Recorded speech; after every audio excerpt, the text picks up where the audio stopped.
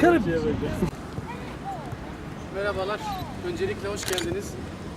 Biz 2. amatörden yeni bu sene Nusaybin'i temsil edeceğiz. Mardin Işık Spor diye, bir diğer adı Nusaybin Dicle Spor diye. Yaklaşık 7-8 yıldır biz Gençler Birliği'nde oynarken bu sahayı kullanıyorduk. 10 senedir bu sahayı kullanıyoruz. Hala da kullanmaya devam edeceğiz. Sahanın zaten görüntüsü belli. Çakıl taşlarıyla dolu. Her yer öyle.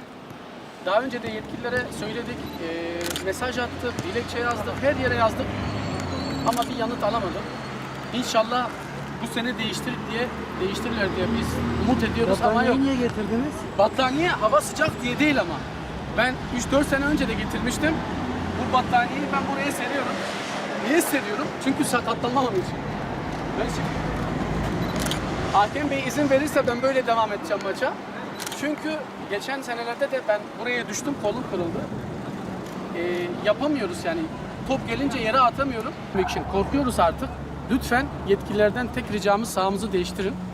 2 gün önce de hazırlık maçımız vardı. Biz burada belediyeyle oynadık. Penaltı oldu. Zaten çakıl taşlarıyla dolu. Adam burada penaltıyı kullanıp top kaleye bile değil, telin diğer tarafı tarihi İpek yoluna gitti ve tırın altında kaldı bu top. Bu topun maliyeti 400 lira. Biz takımı yeni kurduk zaten. Borç aldık. Vallahi da dün de bir tane patladı. Biz artık yetkililerden tek ricamız bu sahamızı yapın.